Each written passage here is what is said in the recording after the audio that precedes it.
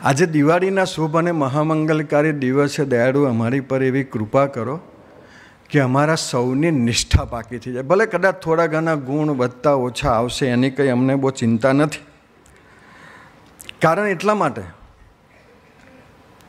કે નિષ્ઠા વગરની દિવાળી સ્વામી હોળી જેવી જ લાગે, અને નિષ્ઠા સાથેની હોળી એ દિવાળી જેવી લાગે આપણને.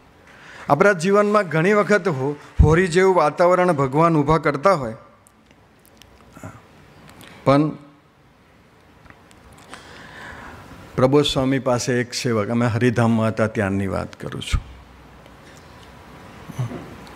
પેલો એક પ્રસંગ છૂટી ગયો, તમને યાદ હોય તો કહેજો, પૂરો કરી, બાકી 2-5 મિનિટમાં આપણી સેવા પૂરી કરીએ. આપણે બધા જ એવું માનીએ, હું બી એવું માનું, નટુડા બી એવું માને, જગદીશભાઈ બી એવું માને, પ્રકાશભાઈ બી એવું માને કે અમે નિષ્ઠાવાન, અને એવું માનીએ જ આપણે, ને માનવું જ જોઈએ. પણ એક સેવકે હરિધામની ધરતી ઉપર પ્રબોધ સ્વામીને એક સામાન્ય એક સેવકનો પ્રશ્ન ઊભો થઈ ગયો. એટલે પ્રબોધ સ્વામી બી ત્યાં હતા, એ સેવક બી સાથે હતો, પેલો મેઇન જે લીડર હતા એ પણ સાથે હતા. પણ લીડર એક વાક્ય બોલ્યા, આપણને તો કશામાં રસ નહીં, આપણી તો હરિપ્રસાદ સ્વામીની નિષ્ઠા, આપણને તો કશામાં રસ નહીં, બસ આપણે તો નિષ્ઠા હરિપ્રસાદ સ્વામીમાં, એમને જ આપણે પકડી રાખ્યા છે.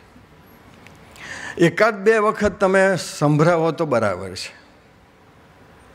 પણ નિષ્ઠાવાનને તમે 10 વખત સંભળાવો,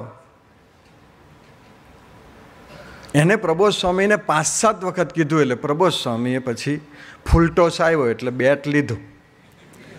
કેમ કે ફૂલટોસમાં જો પછી ખાલી પ્લે કરવાનો હોય તો ફૂલટોસનો મતલબ નહીં, અને સામેથી રમવાના ચાન્સીસ આવતા હોય તો રમી લેવું જોઈએ.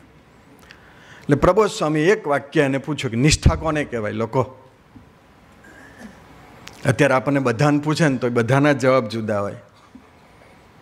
નટુડાને કહો તો નટુડા નિષ્ઠા પર કલાક બોલે. પ્રબોધ સ્વામી એને પૂછ્યું કે નિષ્ઠા કોને કહેવાય લોકો? પછી તો નિષ્ઠા એટલું જ ખબર હતી, એનો સ્વાધ્યાય તો કરેલો નહીં. અને ત્યારે પ્રબોધ સ્વામીએ જવાબ આપ્યો કે નિષ્ઠા એટલે હરિપ્રસાદ સ્વામીને 24 કલાક આપણી હાથે રાખવા, એનું નામ નિષ્ઠા.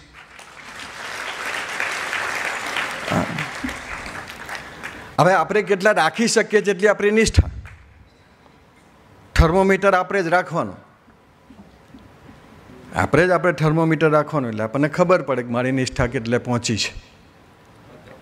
પણ આપણે ખરેખર એવા નિષ્ઠાવાન થવું છે. આશીર્વાદ પ્રબોધ સ્વામી આપે આપણને.